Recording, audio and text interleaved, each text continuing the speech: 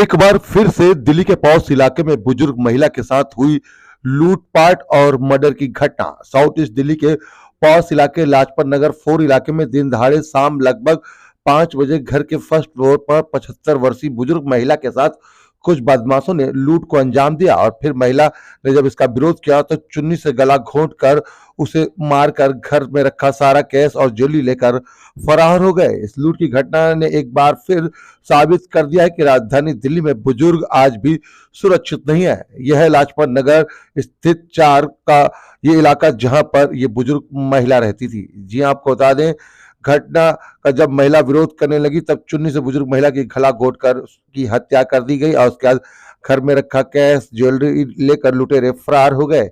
और उसके बाद शाम 5 बजे नौकरानी आई तो उसने तुरंत रिश्तेदारों को कॉल कर इस पूरे मामले की जानकारी दी। आपको बता दें कि 75 वर्षीय महिला कुलवंत कौर सेठी के साथ पहले लूट को अंजाम दिया गया, उसके बाद उनकी हत्या करी गई। इसी घर के वो फर्स्ट फ्लोर पर रहा करती थी जहां की तस्वीरें हम आपको दिखा रहे हैं।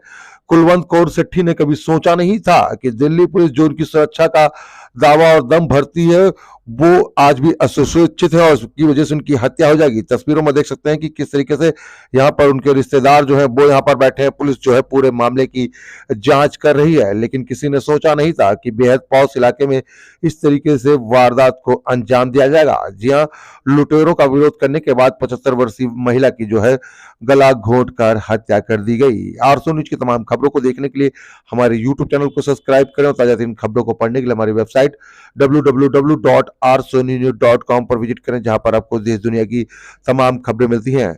आरसोनी न्यूज के लिए आप देख रहे हैं कैमरामैन विनोद के साथ संजीव सिंह की रिपोर्ट। सर, सबसे पहले आप अपना नाम बताएं। मेरा नाम मनदीप सिंह कोहली है। सर, क्या हुआ है, कितने बजे की कॉल है और सीनियर सिटीजन जो है कितनी उम्र है, नाम क्या है बताइए। इनका नाम है कुलवंत कौर सेठी और एज होगी लगभग तकरीबन 75 साल इनकी एज होगी।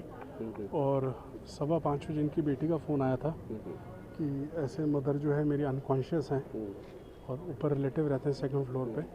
मेड ने आके 5 बजे मेड आई थी, मेड ने दरवाज़ा खोला तो शी वॉज अनकॉन्शियस और उन्होंने ऊपर रिलेटिव को बताया। रिलेटिव ने इनकी डॉटर को फ़ोन किया। 5:15 बजे हमारे पास फ़ोन आया था और 5:15 बजे फिर मेरी वाइफ और मेरे बड़े ब्रदर यहाँ पर पहुँचे, पुलिस को बुलाया उन्होंने और फिर इनको पुलिस जो थी यहाँ से इनको नियर बाय जो हॉस्पिटल है नेशनल हार्ट हॉस्पिटल वहाँ ले गए थे। वहाँ इनको ब्रॉड डिक्लेयर डेड किया गया। और जो अभी तक मैंने उनको तो देखा नहीं है, लेकिन जितना अभी तक जो पता चला कि उनके गले में यहाँ पर जैसे चेन को स्नैच किया जाता है इस तरह के कई बड़े प्रोमिनेंट मार्क्स हैं और जो कान है कानों में से भी जैसे बालियाँ खींची हो तो दोनों कानों में से उनकी ब्लीडिंग हो रही थी। और कोई लूट भी और भी कुछ हुए हैं घर से? एक अलमारी टूटी है, उसमें अभी एग्जैक्टली पता नहीं, बच्चों ने अभी देखा नहीं है कि क्या गया है उसमें। तो क्योंकि अभी फॉरेंसिक टीम है ऊपर, शायद डीसीपी भी आई हुई भी साउथ ईस्ट की, तो उसके बाद वो शायद फैमिली को अलाउ करेंगे कि ऊपर जाके वो देखी कि क्या उसमें गया है और क्या नहीं है उसमें। क्या नाम था सर मदर का? कुलवंत कौर सेठी। कितने साल की थी? 75 होंगी अप्रॉक्सीमेटली। तो ये क्या कब पता चला? जैसे कोई नौकरानी आई थी? 5 बजे नौकरानी आई थी, मेड सवेरे काम करती थी और शाम को आई थी वो 5 बजे। मैं उसने देखा और उसने देखने के बाद ऊपर रिलेटिव को बताया। यही है जो भी मैंने आपको। सबसे पहले आप अपना नाम बताएं। मैं सोनू कोहली बहू उनकी जी। और मुझे उनकी बेटी का फ़ोन आया 5:15 बजे कि मम्मी बेहोश हो गई हैं। उनकी चाची साथ ही रहती हैं सेकंड फ्लोर पे। तो मैं भागी आई हूँ यहाँ पे अपने बेटे के साथ। मैंने आके देखा तो वो बहुत बुरी दशा में ड्राइंग रूम के फर्श पे गिरी हुई थी।